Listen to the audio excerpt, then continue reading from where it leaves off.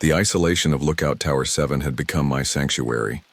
3 months into my assignment at Shoshone National Forest in Wyoming, I'd grown accustomed to the creaking of the wooden structure, the endless green canopy stretching in every direction, and the ritual of scanning the horizon for wisps of smoke.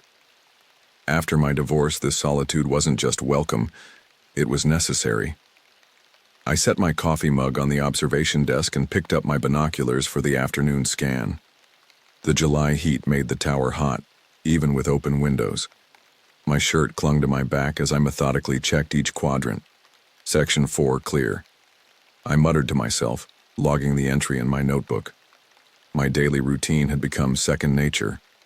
Wake at dawn, check weather conditions, log any overnight changes, update maps, scan for signs of fire, and repeat the cycle until sunset. Occasionally I'd spot hikers on the main trail, but visitors were rare this far out. Most people who ventured into the backcountry preferred the scenic routes closer to the park entrance. The radio crackled suddenly, startling me enough that I nearly knocked over my mug. Static hissed through the speaker before a voice broke through, distorted and urgent. Alan Peterson, grab the handset. This is Tower 7. Go ahead. Danger coming. The voice was barely audible through waves of interference. Not what seems. Repeat your message, I can't understand you. Over. More static then. They're coming. Prepare. Before dissolving into unintelligible noise. I tried several more times to re-establish contact, switching channels and adjusting the frequency, but received nothing but empty static. The transmission hadn't followed standard protocol. No identification. No proper radio etiquette. Even stranger was how the voice had known my name. Only headquarters and the other watchtowers in the network had that information. I reached for the satellite phone and dialed headquarters. Shoshone Forestry Services, a woman's voice answered. This is Alan Peterson at Tower 7. I just received an unusual radio transmission. Has anyone reported similar interference? Negative, Tower 7. All stations reported normal communications at the last check-in. What kind of interference? I hesitated, not wanting to sound paranoid.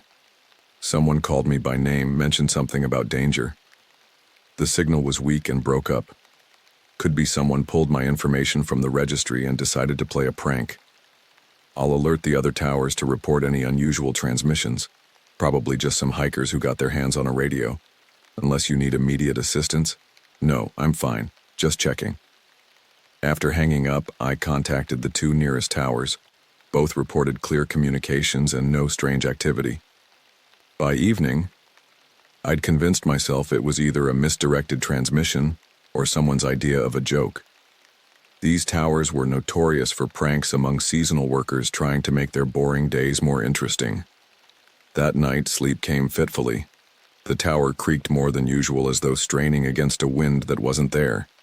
Twice I got up to check the supports, finding nothing amiss. Around 3 a.m., I could have sworn I heard footsteps on the stairs, but when I investigated with my flashlight, the stairwell was empty. Morning light chased away the unease. I brewed coffee and settled into my chair for the day's first scan. Radio call all but forgotten. The forest looked peaceful, bathed in golden sunlight. Still, something felt off. I checked the weather reports on my computer. Clear skies predicted for the next 5 days. Yet when I looked to the northwest, dark clouds had begun gathering over the distant mountains. Weather could change quickly in these parts, but those clouds looked scary, almost unnatural in how they seemed to boil rather than drift. By midday, I tried calling headquarters for an updated forecast but found my satellite phone showed no service. I'd never lost signal before, not even during the worst storms. I tapped the device against my palm and tried again. Nothing. Great, I muttered. At least the radio still worked for emergency communications. Around 4 in the afternoon, I caught movement in my peripheral vision while scanning Sector 6. I swung my binoculars back, focusing on a small clearing about 2 miles out. A figure walked through the tall grass with purpose. This wasn't a casual hiker. They were coming straight through the dense forest rather than following any established trail. Most visitors approached from the south along the maintained path. This person was cutting directly toward my tower from the west, through terrain so rough most rangers avoided it. I tracked their progress for 20 minutes. They walked efficiently, as though they knew the landscape well. Yet something about their gait seemed off. Too fluid, maybe. Too direct. Protocol required me to assist anyone who might be in distress. Even with the strange radio call from yesterday nagging at me, I couldn't ignore potential emergency situations. It was part of my job. I gathered medical supplies, set out water bottles, and prepared the guest cot in case they needed to stay overnight. As the figure emerged from the tree line and began ascending the path to my tower, the sky darkened prematurely. The strange clouds had rolled in faster than any natural weather system I'd ever witnessed, turning late afternoon to early evening in a matter of minutes. I turned on the exterior lights illuminating the path up to the tower. Through my binoculars, I could now make out more details. Male, average height, wearing what appeared to be hiking clothes, though they looked oddly clean for someone who'd been bushwhacking through dense forest. He carried no visible backpack or gear. My hand hovered over the radio. I should report this visitor to headquarters, but something held me back. Maybe it was the timing. Too coincidental after yesterday's warning. Maybe it was the approach. Too deliberate through impossible terrain. Or maybe it was just instinct. That prickle at the back of my neck telling me something wasn't right. I set down the binoculars and checked my hunting knife in its sheath. Then I went to the top of the stairs, watching through the window as my visitor climbed the final stretch toward Tower 7. The tower creaked again. The same unnatural sound from last night as though responding to the approaching stranger. Night was falling rapidly around us. I took a deep breath and prepared to greet whoever, or whatever, had made such an effort to reach this isolated outpost. A fire watcher's job included helping lost hikers, but something about this visitor set my instincts on edge. 3 sharp knocks rang through the tower. I took a deep breath and opened the door. "Hello there," I said, forcing a neutral tone. "You're a long way from any trail." The man stood unsteadily in the doorway. His clothes were dirty and wrinkled, but in a way that seemed deliberate rather than the result of days in the wilderness. His face was smudged with dirt, yet his skin beneath looked oddly fresh. "Got lost," he said, his voice raspy but not parched. "Been wandering for days." I stepped back, allowing him inside while keeping my distance. "Come in. You must be exhausted." The stranger stepped into the tower, moving too smoothly for someone claiming days of exposure. His eyes darted around the room, staying too long on my equipment rather than the chair or water I'd set out. "I'm Alan, the fire watcher for this sector. Let me get you some water." He nodded but said nothing. Continuing to look around the room with a creepy focus, I grabbed a bottle from my supplies and handed it to him. "Here, how long did you say you've been out there?" 4 days, maybe 5. He took the water but only wetted his lips without actually drinking. Lost track of time. I studied him more carefully. No cracked lips, no sunburn, no signs of dehydration. Even his stubble looked like a day's growth at most. "You're in pretty good shape for someone lost that long. What's your name?" He paused a beat too long. "Miller. John Miller." The way he said it sounded like a question. I gestured to the table where I'd laid out some protein bars and dried fruit. "Hungry? I've got some basic supplies. Not really hungry." His attention moved to my radio equipment. "That working?" "Sometimes reception gets spotty, but it's reliable enough." I moved toward the radio, watching his reaction. "I should call this in. Let headquarters know you're safe. They can arrange transport back to civilization in the morning." His face changed quickly. No need for that." He stepped between me and the radio. "Don't want to trouble anyone. I'll be on my way at first light. It's no trouble." "It's protocol, actually." I reached past him for the radio handset. "Plus, they'll want to know how you ended up so far off trail." He didn't move, but his eyes squinted slightly. I turned on the radio anyway, and immediately harsh static filled the room. I adjusted the frequency, tried the backup channels. Nothing but white noise. "Strange," I muttered. It was working earlier today. The stranger gave an odd smile. Interference, probably. Happens in these mountains. I set the handset down, not believing him for a second. Right. Well, you should rest. You can use my sleeping bag tonight. I pointed to the rolled mat I'd prepared near the wood stove. I'll take the chair. I'm on night watch anyway. Very kind, he said, walking around the tower's main room, touching my scanning equipment, maps, and logbooks. Fascinating job you have, all alone up here, watching for fires. It has its moments. I kept my eyes on him while checking the perimeter alarms on my control panel, all active. Were you hiking alone?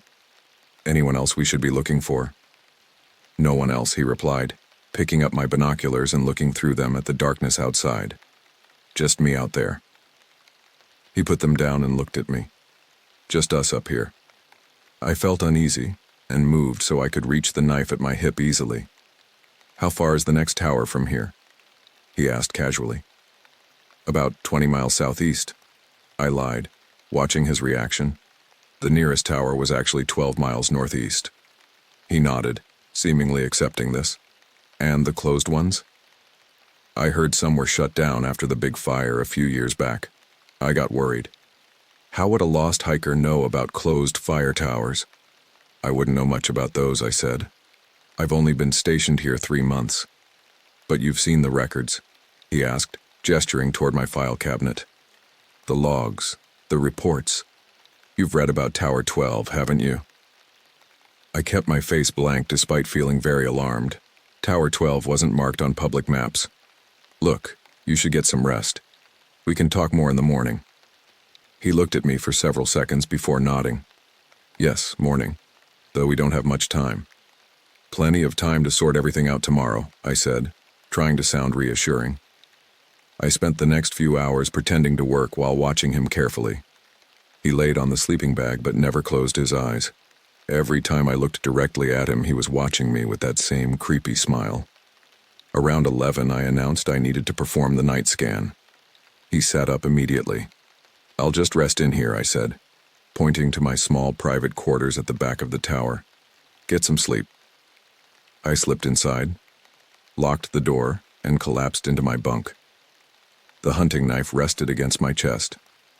Despite my exhaustion, I forced myself to stay awake, listening to his footsteps as he continued to pace around the main room. Eventually, the tower fell silent. My watch ticked to midnight as I struggled to stay awake. Just 5 minutes, I told myself, closing my eyes. A soft scratching sound jolted me awake. Metal against metal, the lock on my door. I grabbed my knife and moved silently to the door. Through the crack beneath, I could see a shadow moving. Something thin and metallic worked at the deadbolt. Not a key, but some improvised lockpick. I yanked the door open. The stranger stood there bent over my lock, a straightened paper clip in his hand. Behind him, I could see my gun cabinet was already open, the padlock lying broken on the floor. What the hell are you doing? I held my knife ready. Instead of looking guilty or surprised, he smiled, unnaturally wide. His teeth looked too white in the dim light. You're not ready yet, but you will be, he said, his voice different now, smoother and more confident. They're coming soon. Who's coming? Who are you? I asked firmly, keeping the knife between us. The overhead lights flickered once, twice, then plunged the tower into darkness. I lunged forward, knife extended but connected with nothing but air. The emergency lights kicked on 5 seconds later, casting a dull red glow through the tower. He was gone. Hello? I called out. Knife raised as I moved through the main room. Where did you go? The tower was empty. I checked the stairwell, the only way down from the tower, but found it deserted. The front door remained locked from the inside just as I'd left it before retiring to my quarters. I searched every corner, every possible hiding place. Nothing. The sleeping bag lay undisturbed where he'd pretended to rest earlier. The only evidence of his presence was the broken padlock on my gun cabinet and the bent paper clip on the floor by my quarters. I grabbed my rifle from the cabinet and checked the tower's single staircase again. There was simply nowhere he could have gone. The fall from any window would have been fatal, and I would have heard the crash if he'd attempted it. I barricaded myself in my private quarters for the remainder of the night, rifle across my lap, knife at my side. I didn't sleep. Every creak of the tower sent adrenaline surging through my veins. When morning finally arrived, I emerged cautiously. The tower remained empty. I checked the satellite phone, dead despite being fully charged the day before. I tried the radio again and got nothing but static. After securing the tower, I went down the stairs with my rifle and walked around the base. The ground was soft from recent rain, perfect for tracking.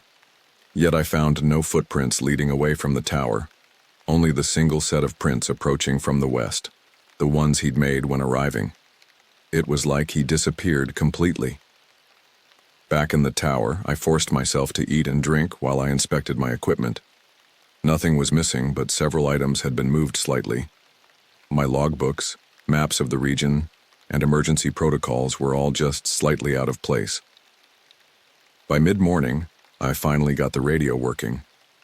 "Tower 7 to headquarters over," I said, trying to keep my voice steady. After a long pause, a response came through. "Headquarters here." "Go ahead, Tower 7. I reported the incident, describing the stranger and his mysterious disappearance. The dispatcher sounded concerned but skeptical. "We'll send someone out to check on you in the next day or two," she promised. "In the meantime, keep your tower secured and maintain regular radio contact." "Copy that," I replied, not mentioning that regular radio contact had been impossible just hours earlier. For the next 2 days, I maintained my duties while remaining on high alert. I kept the rifle within reach at all times, slept with my door barricaded and knife beside my pillow. Several times I thought I heard footsteps circling the tower at night, but when I checked, I found nothing. The stranger's words stuck with me. "They're coming soon." Who was coming? And how had he vanished from a tower with only one exit? As I scanned the forest on the second evening, I kept looking to the northwest, where those unnatural clouds had first appeared. Something was happening in these woods, something I couldn't explain.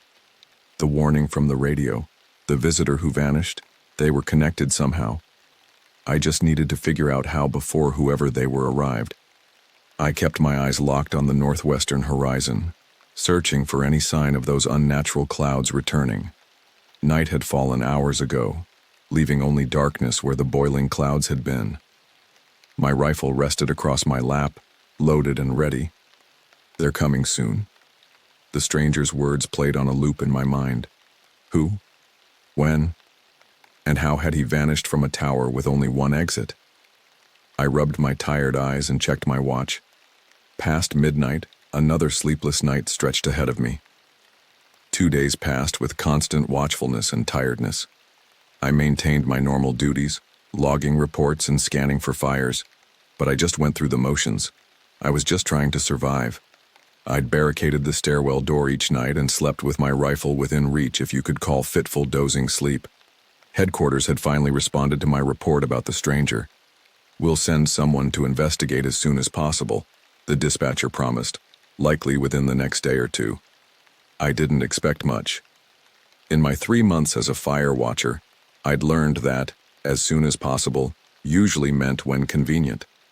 Being alone, which I used to enjoy, now made me feel exposed. I'd taken to carrying my hunting knife everywhere, even to the bathroom. The broken lock on my gun cabinet was a constant reminder that the stranger had been real, not some hallucination born from isolation. On the third night after his disappearance, I stood at my observation window doing my evening scan. The forest looked peaceful in the fading light. Too peaceful, perhaps. I'd noticed fewer animal calls over the past days, as if the wildlife sensed something wasn't right. I swept my binoculars methodically across each section, pausing occasionally to make notes in my log. When I reached the northeastern quadrant, something caught my eye. A faint blue light pulsed in the distance, barely visible against the darkening sky. I adjusted my binoculars, focusing on the source. The light came from the direction of Tower 12, a decommissioned observation post about 15 miles away. According to my maps, that tower had been abandoned after a forest fire damaged the area 5 years ago. The light pulsed with an odd rhythm, 3 quick flashes followed by a longer pause, then repeating. Definitely not natural. Not a campfire or lightning. This was deliberate, artificial. I checked my maps again.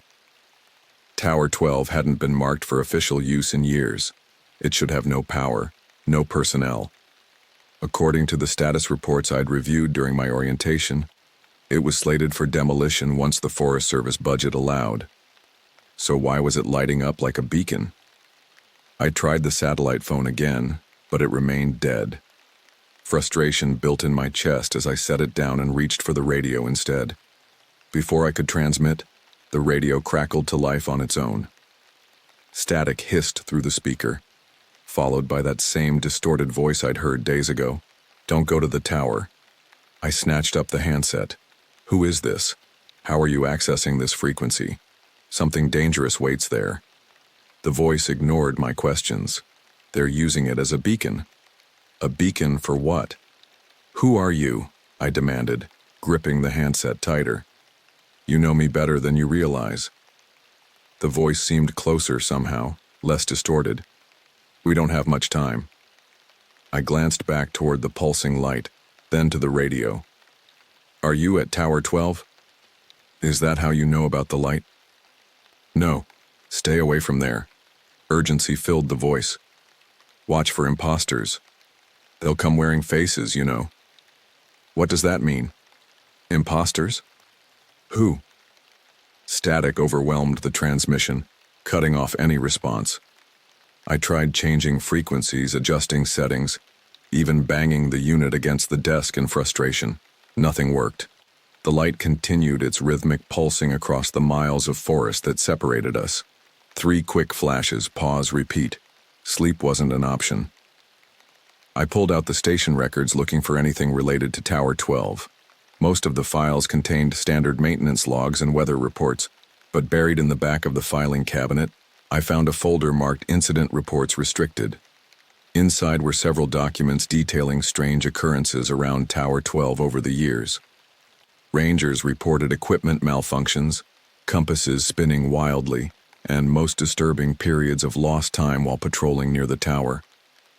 The most recent reports concerned Douglas Finch, a fire watcher who'd been stationed in my tower before me. According to the file, Finch had begun reporting strange lights in the forest 6 months ago. His logs became increasingly erratic, filled with descriptions of patterns in the movement and communications through light. The official record attributed his behavior to psychological breakdown from prolonged isolation. After Finch failed to check in for 3 consecutive days, a search team was dispatched. They found the tower empty, his belongings still in place. Douglas Finch had simply vanished. The final page was a recommendation to close Tower 7, my tower, permanently. Someone had scrawled across it in red ink. Denied. No evidence of environmental factors. Psychological evaluation for future personnel. That explained the unusual length of my psychological screening before being assigned here. They'd been looking for someone stable, someone who wouldn't crack like Finch apparently had. I set the files aside and returned to the window. The blue light continued its steady pulse. Despite the voice's warning, I felt drawn to it. If there were answers about what was happening, they would be at Tower 12. I pulled out my topographical maps and began planning a route.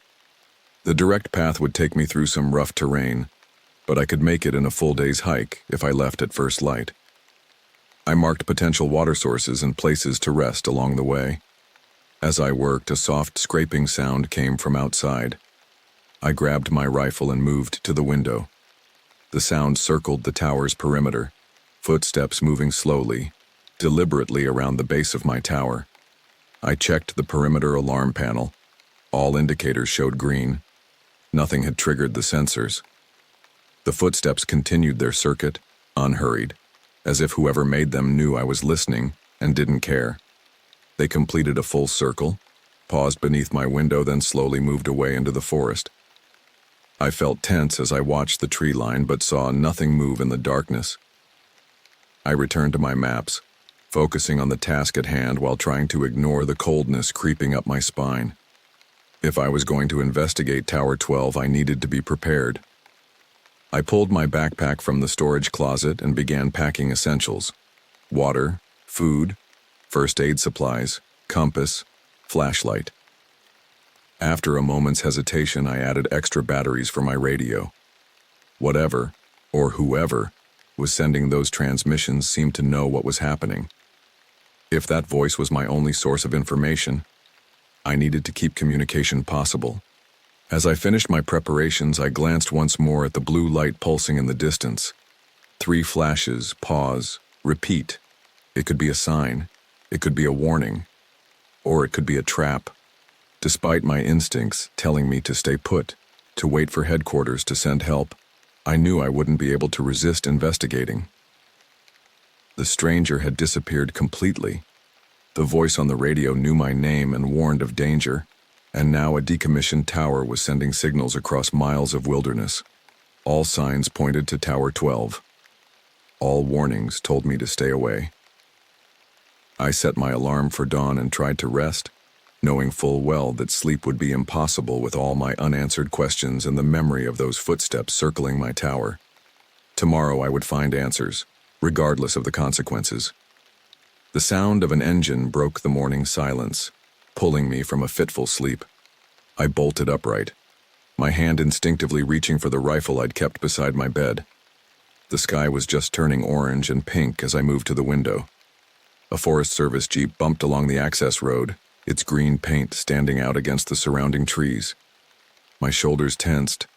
The promised help from headquarters had arrived sooner than expected. I splashed water on my face and grabbed my jacket, not bothering to change the clothes I'd slept in. The backpack I'd prepared sat by the door, ready for my planned expedition to Tower 12. I briefly considered hiding it, then decided against it. Official rangers came through here regularly, and having hiking gear ready wouldn't seem suspicious. The Jeep parked at the base of my tower. A man in a crisp Forest Service uniform stepped out, adjusting his hat before looking up toward my window. Something about his posture struck me as odd. Too perfect, too deliberate. I grabbed my knife and tucked it into my belt at the small of my back, then headed down to meet him. "Alan," the ranger called out with fake friendliness as I descended the stairs. "Good to see you, buddy." I froze halfway down. His tone suggested we were old friends, but I'd never seen this man before in my life. "Morning," I responded cautiously, continuing down the stairs. "You're from headquarters?" "Kevin Hartwell," he said, extending his hand with a broad smile. "Don't tell me you've forgotten me already. We had that long chat about the fishing spots near Buffalo Creek last month when I delivered your supplies." I shook his hand, feeling the hairs on my neck rise. His grip was firm but oddly cold despite the summer heat. "Sorry, been a long few days," I said, looking at his face. "Lot on my mind." Kevin laughed, the sound too practiced. "No problem. You were pretty distracted talking about your divorce anyway. How's that going? Still getting those papers finalized?" My divorce had been finalized 2 months ago before I even took this assignment. I had mentioned it briefly during my intake interview, but nothing since. "All done now," I replied, keeping my voice even. "Come on up. I've got coffee." Kevin followed me up to the tower, his boots making precise measured sounds on each step. Inside, he walked directly to the small kitchenette and reached for the left cupboard. "You still keeping the coffee over here instead of with the other supplies?" he asked, pulling out my half-empty bag of grounds without waiting for a response. I felt a chill that had nothing to do with the morning air. I'd never shown anyone my personal organization system. I preferred keeping coffee separate from my emergency supplies, but wasn't something anyone would know unless they'd watched me. "Yeah, old habits," I said, leaning against the desk while Kevin moved around my kitchen like he knew it too well. "So headquarters sent you about my report, the intruder?" "Partly," Kevin replied, measuring coffee with military precision, but also checking in on all remote stations. "Had some strange reports lately." I decided to test him. I was actually planning a hike today. Thought I'd check out Tower 12, see if there's anything to those lights I reported. The change was instant. Kevin's fluid movement stuttered. He set down the coffee scoop very slowly and turned to face me. Tower 12? His voice remained pleasant, but his eyes had hardened. That's not a good idea, Alan. That structure was condemned years ago after the fire damage, completely unsafe. I wasn't planning to climb it, I lied, just curious about the area. Kevin's smile returned, but it didn't reach his eyes. No need for that. We're sending a specialized team later this week. He resumed making coffee. Did you know Douglas Finch was obsessed with that tower? Finch? The missing fire watcher? I asked, pretending I hadn't just read his file last night. Yes. Poor guy started showing signs of instability about 6 months into his assignment. Kevin shook his head with manufactured sympathy, started reporting strange lights, then began lighting pattern fires himself. We think he might still be out there. You think Finch is sending the radio transmissions? I asked. Kevin nodded. Makes the most sense. He knows the frequencies, the protocols. Probably the same person who broke into your tower. He poured 2 cups of coffee, handing one to me. That's why I want you to stay put. Let our specialized team handle it. I accepted the coffee but didn't drink. When did you leave headquarters this morning? Around 5 a.m. Kevin answered without hesitation. Wanted to get here early. I glanced at his watch as he raised his cup. It showed 8:20, but my tower clock read 7:45. The drive from headquarters took less than 2 hours. You came through the eastern marshland, I asked. Heard that trail got flooded after the rain. It did, Kevin confirmed, taking a sip of coffee. Had to take it slow through the mud. I looked down at his boots. They had dried mud caked around the edges, but it was flaking off rather than still damp. The marshland would have left them soaking wet if he'd passed through this morning. Well, I appreciate you coming out, I said, setting my untouched coffee aside. Want to check my equipment while you're here? Make sure everything's functioning correctly. Good idea, Kevin replied, seemingly pleased with the suggestion. For the next hour, I watched him inspect every piece of equipment in the tower. He checked my radio, weather instruments, computer, and scanning equipment with methodical precision. His knowledge of the systems was thorough, yet something felt mechanical about his movements.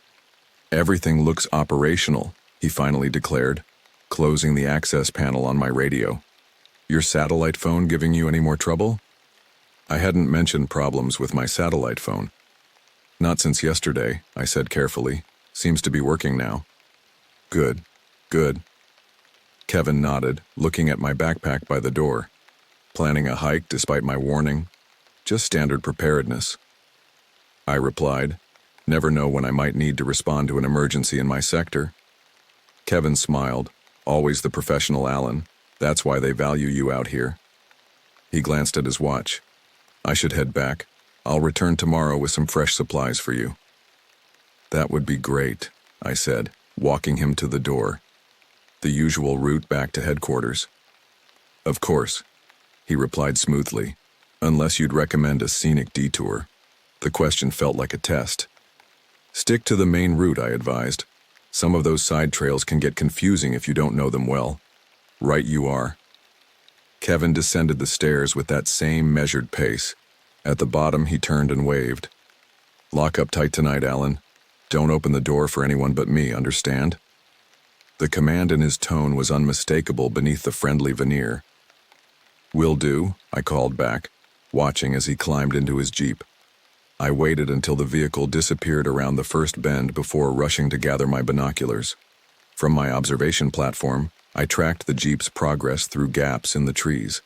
After about 2 miles, it should have turned southeast toward headquarters. Instead, it continued straight west toward Tower 12. I swept the tower, checking every corner and storage space, suddenly aware of what was missing. My satellite phone was gone from its charging station. Kevin had taken it, removing my only reliable communication with the outside world. I grabbed my backpack and quickly inventoried the contents. Water, protein bars, first aid kit, flashlight, spare batteries, compass, maps. I added my journal, extra ammunition for the rifle, and a small pair of binoculars. My hunting rifle came last, loaded and secured for travel. Whatever was happening, Kevin, if that was even his real name, was at the center of it. His knowledge of my personal habits, the inconsistencies in his story, and now his unauthorized detour to Tower 12 all confirmed my suspicions. The voice on the radio had warned about danger. The stranger had vanished without a trace. Now, a ranger who knew too much was heading toward the mysterious tower that shouldn't have lights. I locked the tower behind me and descended the stairs, rifle in hand. Kevin had about a 30-minute head start, but he was in a vehicle restricted to roads and trails. On foot, I could take more direct routes through the forest. The weight of the pack settled against my shoulders as I set off, keeping low and using the trees for cover. I'd track Kevin at a safe distance, discover what he was doing at Tower 12, and maybe finally get some answers about what was happening in my forest. The morning sun filtered through the canopy as I moved west, following game trails and using my compass to maintain direction. Every few minutes I stopped to listen, alert for any sign of pursuit or danger. Kevin had said not to trust anyone, but the person I trusted least right now was Kevin himself. The forest thickened as I moved deeper into unknown territory. 5 miles of tracking, Kevin had led me through increasingly rough terrain. The well-marked trails had given way to dense undergrowth and steep ravines that slowed my progress. Sweat soaked through my shirt despite the shade from the towering pines. I paused at a small clearing to check my compass again. Kevin's Jeep had left clear tracks on the service roads initially, but he'd eventually turned onto an unmarked path that didn't appear on any of my maps. Now I was navigating purely by intuition and occasional tire marks, where the ground was soft enough to hold an impression. The sun had passed its zenith and hung in the western sky. In a few hours it would set, and I'd be stuck out here in the dark. My gut told me to turn back, but something about Tower 12 and its mysterious lights pulled me forward. I took a swig from my canteen and wiped my mouth with the back of my hand. Something felt wrong about the forest today. The usual background noise of birds and insects had decreased the further west I traveled. Now a strange quiet surrounded me, broken only by the occasional creak of branches in the wind. My radio crackled to life without warning, making me jump. "Alan, turn back now." The same distorted voice from before cut through static. "They know you're following. They're coming for you before sunset." I fumbled for the handset, nearly dropping it in my haste. "Who is this? What do you mean they're coming?" I demanded, scanning the trees around me. No time to explain everything. The voice sounded clearer than before, almost like someone I knew. "You've been through this before. Each cycle they get closer. The note in your left boot will explain." I froze. "What note? What are you talking about?" "Check your left boot. Now." The urgency in the voice left no room for argument. I set down my pack and rifle, keeping them within reach as I unlaced my left hiking boot. The sock came off next, and I ran my fingers inside the boot, feeling along the insole. My fingertips caught on something tucked beneath the arch support, a small folded piece of paper I had no memory of placing there. My hands trembled as I unfolded it. The handwriting was unmistakably mine, though I had no recollection of writing it.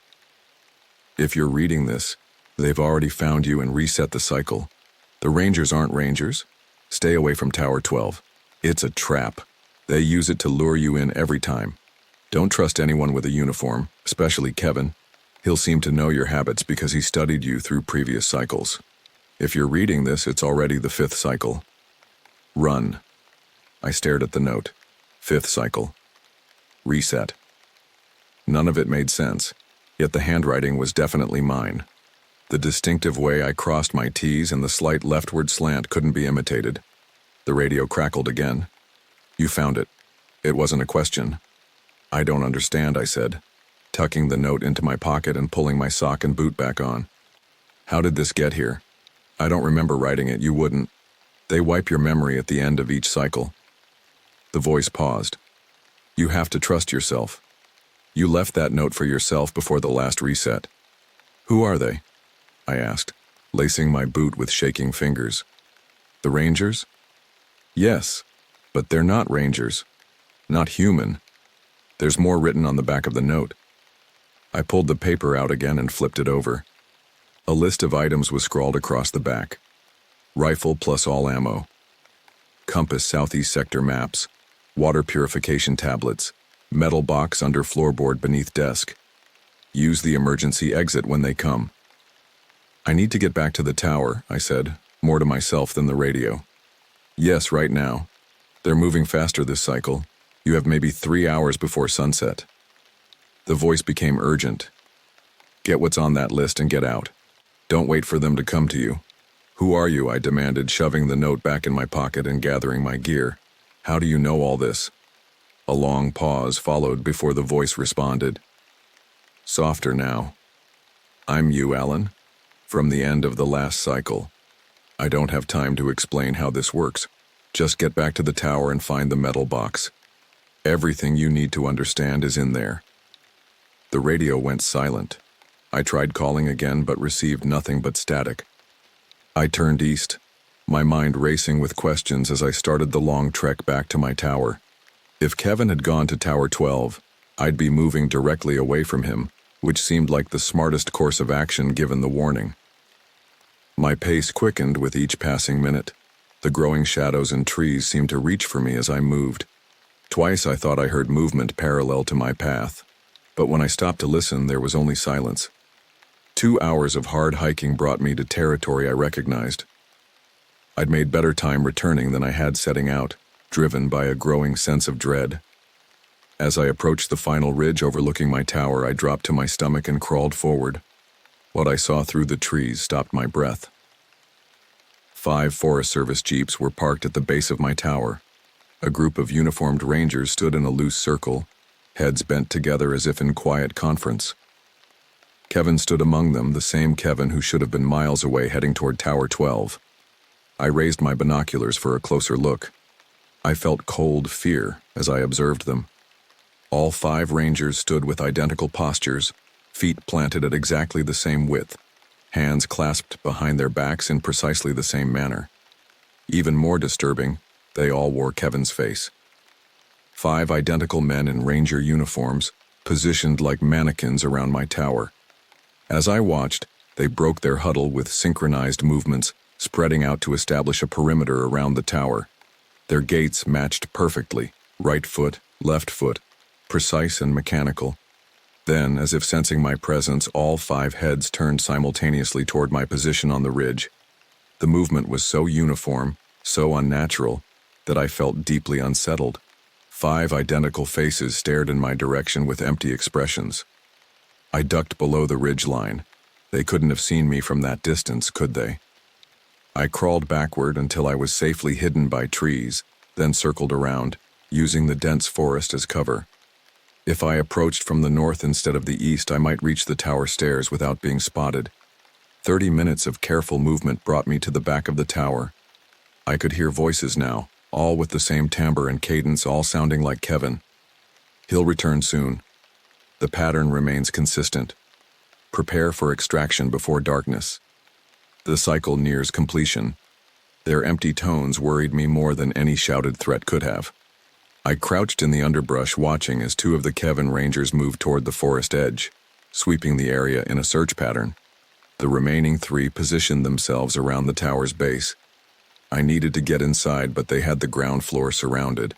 My only chance was to wait for an opening and make a dash for the stairs. When one of the Rangers moved to check something in his jeep, a small gap appeared in their formation.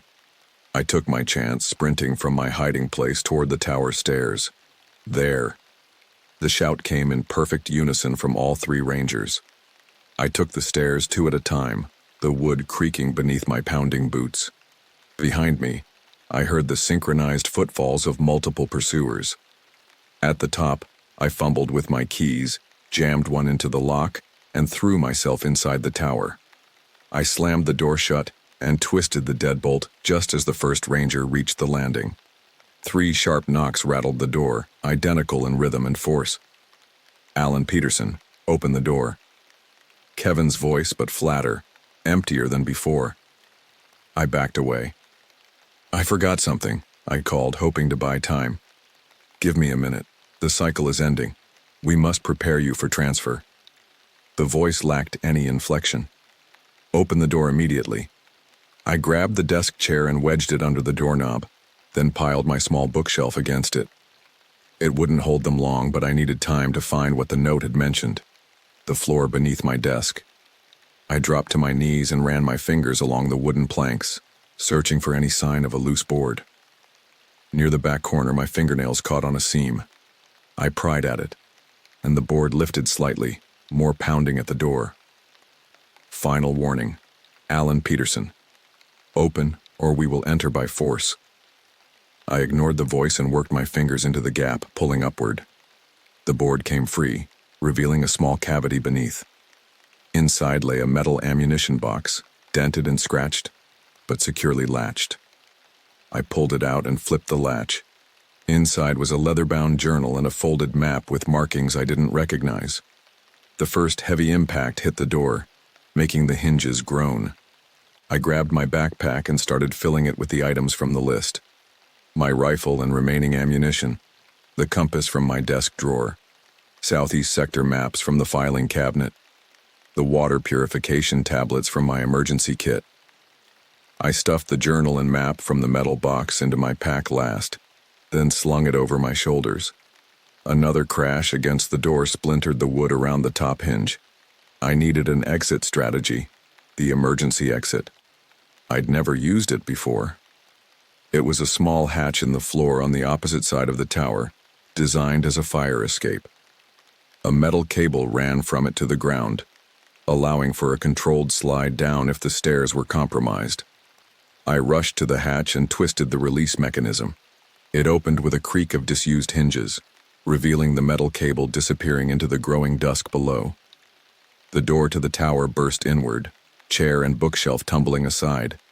5 identical rangers stood in the doorway, moving as one unit. The cycle must continue, they said in perfect unison. I didn't wait to hear more.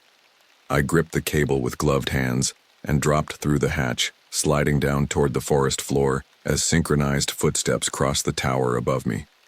The sun touched the horizon, painting the sky blood red. The cycle, whatever it was ending, and I was running out of time. The cable burned through my gloves as I slid down from my tower, the friction heating the metal despite the cool evening air. My boots hit the ground with a heavy thud, pain shooting through my ankles at the impact. I didn't have time to recover.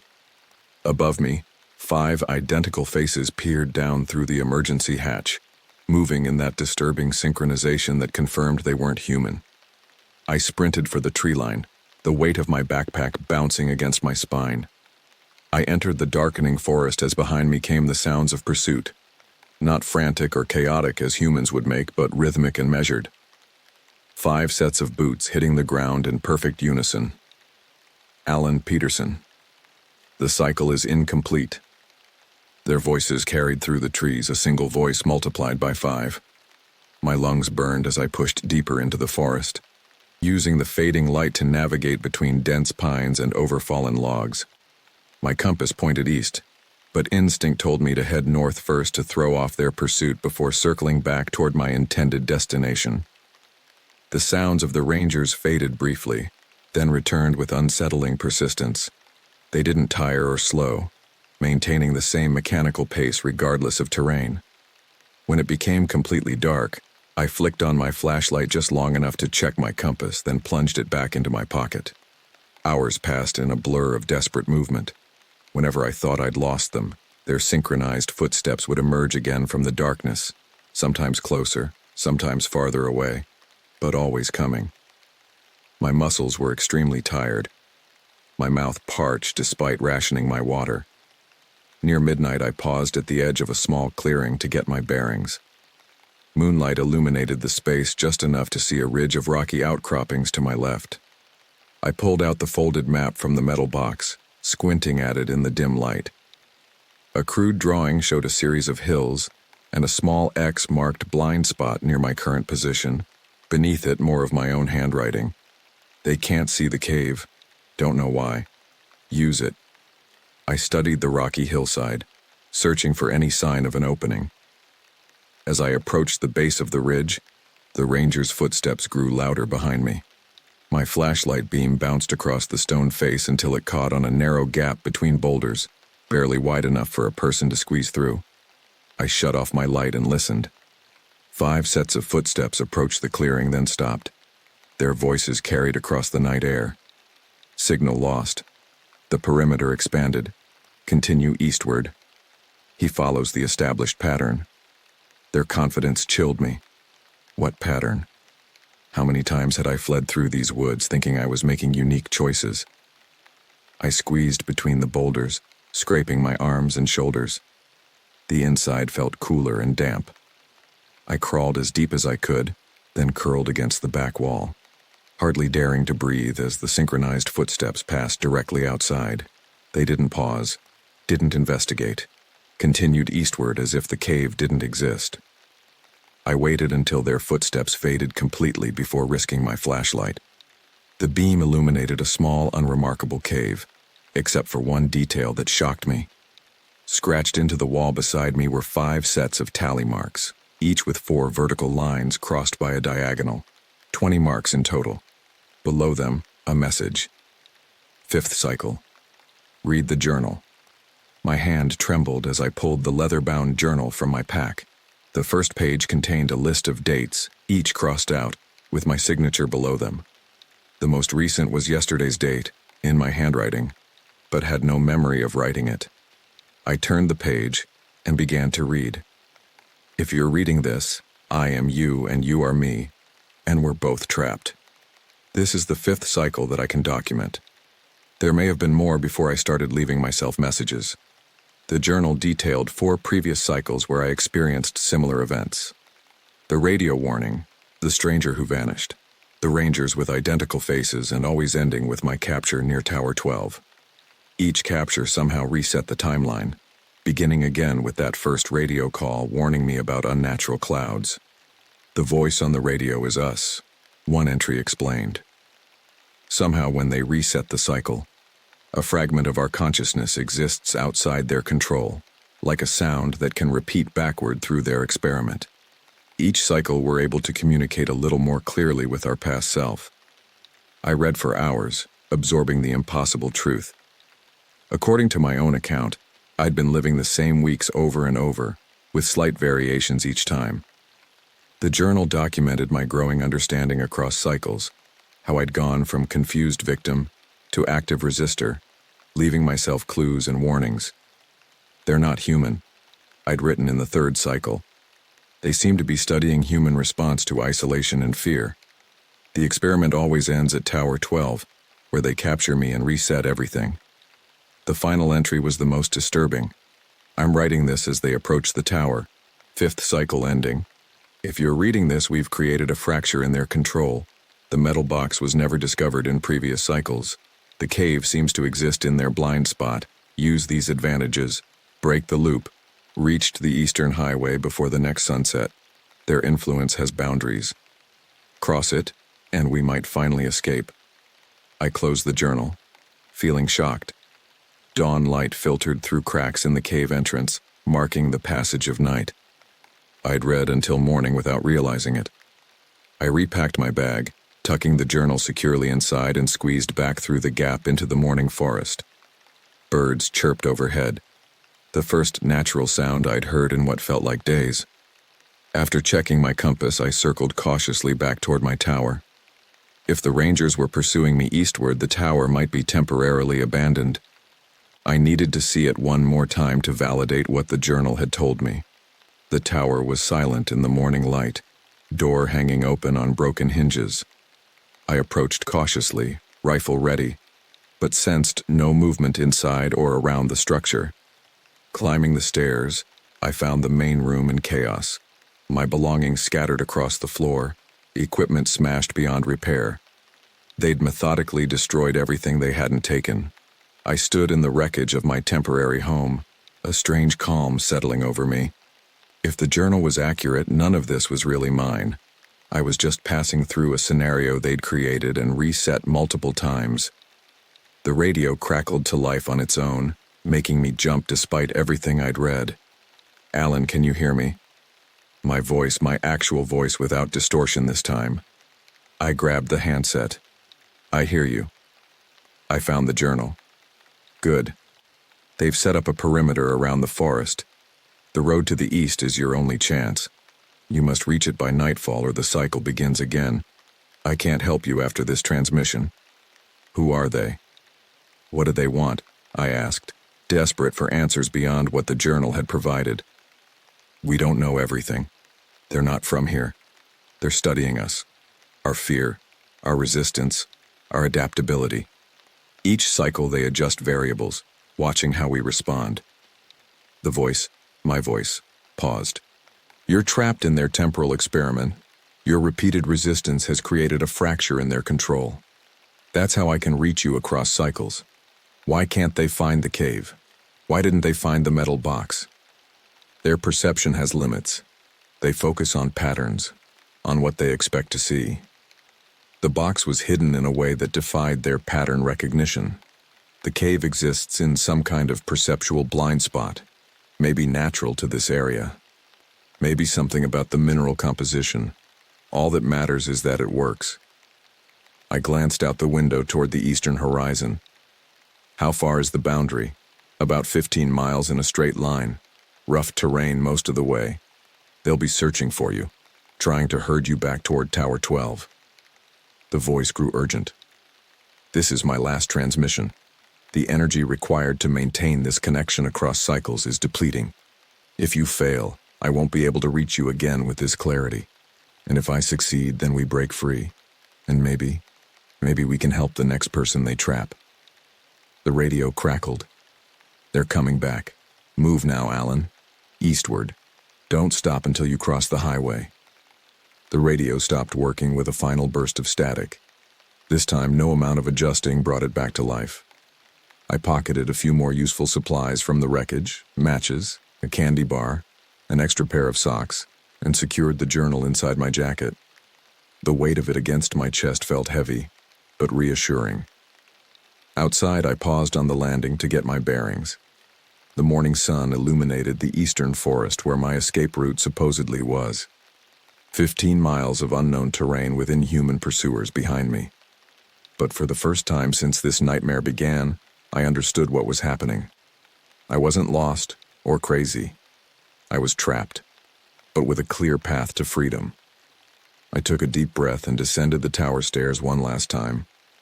At the bottom, I turned east, compass in hand, and began walking with purpose. The cycle had to end, the loop had to break, and I was the only one who could do it. I set a brutal pace through the eastern forest, the morning light filtering through dense foliage as I navigated by compass. My muscles protested with each step, still sore from the night's frantic escape. But I pushed forward. Freedom waited 15 miles ahead if the journal could be trusted. The first hour passed without incident. Birds called overhead, a deceptively normal soundtrack to my desperate flight. I maintained as straight a line eastward as the terrain allowed, checking my compass obsessively. By mid-morning, subtle changes crept into the landscape. Paths I followed disappeared into solid underbrush. Trees I'd passed seemed to reappear ahead of me. The forest was playing tricks or being manipulated. "They're resisting," I muttered, recalling a passage from the journal. "They can alter perception within their zone." I paused to check my compass again. The needle spun wildly for several seconds before settling back on east. I took a deep breath and pressed on. The sun climbed higher, beating down through breaks in the canopy. My water supply dwindled faster than planned as the day grew unexpectedly hot. 4 hours into my journey, the terrain began sloping upward toward a ridge I didn't recognize from any map. I stopped at a fallen log to rest, pulling out the journal. Flipping to the hastily drawn map inside, I found no mention of a major ridge in this area. Either I'd veered off course or the landscape itself was changing. "Trust the compass, not your eyes," I read from the journal's margins. The terrain changes to confuse and delay. I drank sparingly from my canteen and pressed eastward, forcing myself to ignore the contradictory landmarks. The ridge that should have taken 20 minutes to climb stretched impossibly for over an hour. When I finally crested it around noon, the view ahead made me freeze. The forest below appeared distorted, as if viewed through heat waves rising from hot asphalt. Trees warped and wavered at impossible angles. The boundary described in the journal stretched across my path, a visible division between this forest and whatever lay beyond. I felt a surge of adrenaline. I'd never reached this point in previous cycles. I took out the journal again, finding the relevant passage. The barrier causes intense disorientation, physical effects of crossing between their reality manipulation and normal space. Push through it. Don't stop, no matter what. I steeled myself and began descending toward the boundary. With each step, the distortion grew more pronounced. Colors changed unnaturally, greens too vivid, browns too deep. The air felt dense against my skin. At the edge of the distortion, I reached out a trembling hand. The space in front of me pushed back against my fingers before giving way. I stepped forward. Pain exploded behind my eyes. My inner ear rebelled, sending waves of vertigo crashing through me. I stumbled, catching myself against a tree that felt both solid and insubstantial. The forest twisted around me, reality bending in nauseating ways. I forced another step, then another.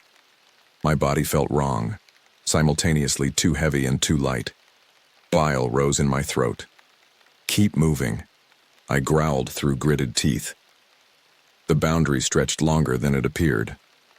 What looked like a thin membrane from outside proved to be an agonizing half-mile of distorted space. I lost track of time as I pushed through it, focused only on placing one foot ahead of the other. When I finally emerged on the other side, I collapsed to my knees, gasping. My limbs shook uncontrollably. I vomited until nothing remained but painful dry heaves. Minutes passed before I could raise my head. The forest ahead appeared normal, strikingly so after the warped terrain behind me. Sunlight filtered naturally through branches. Paths cut clearly through underbrush, but something was still wrong. The forest stood utterly silent. No birds called, no insects buzzed, no wind rustled the leaves. The natural world had been silenced.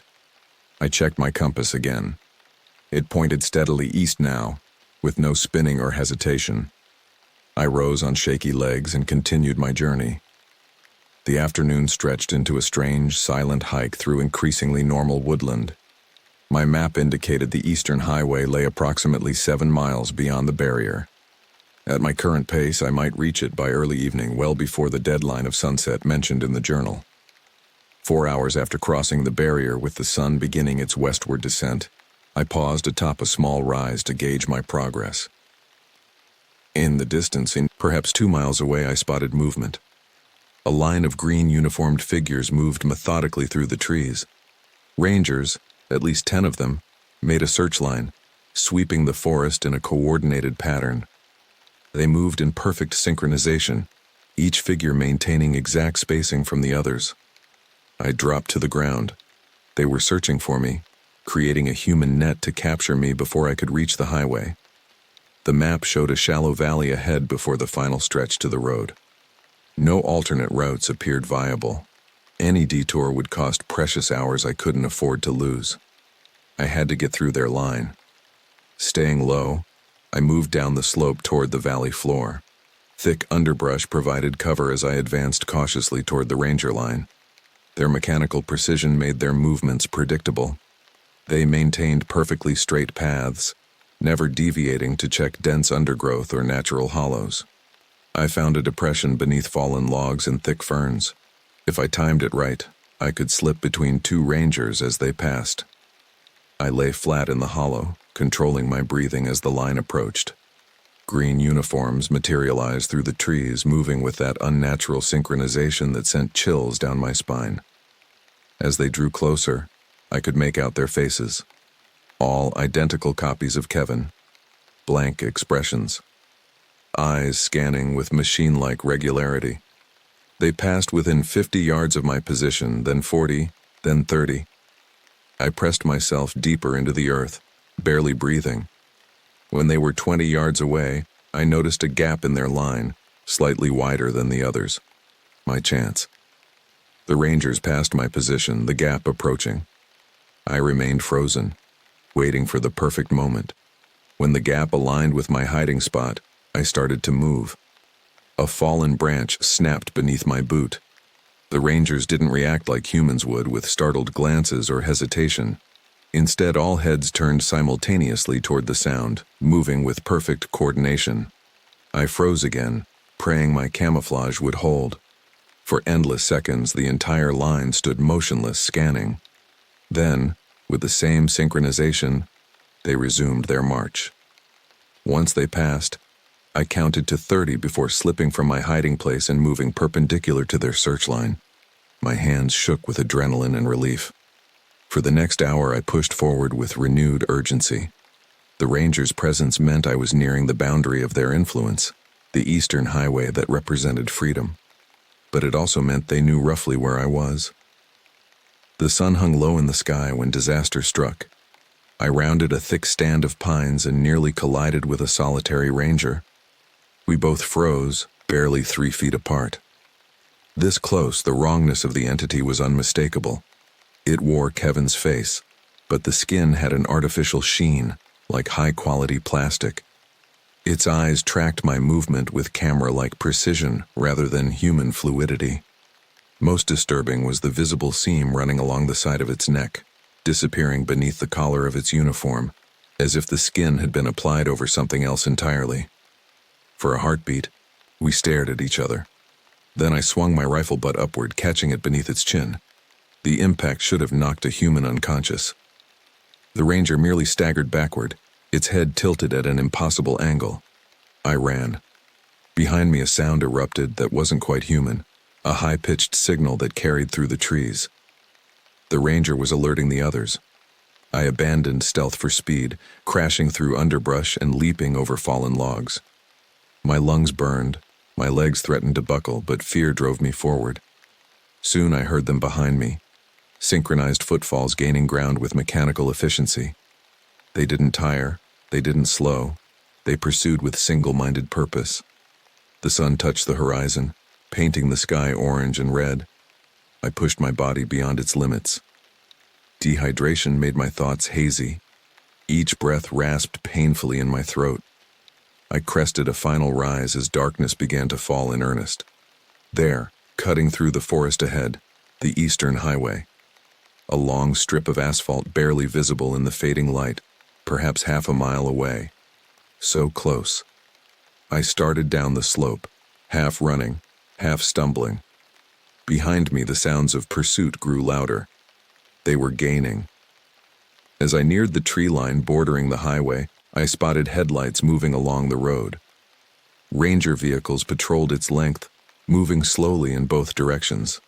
I had to time this perfectly. I reached the edge of the forest, concealing myself behind the last line of trees.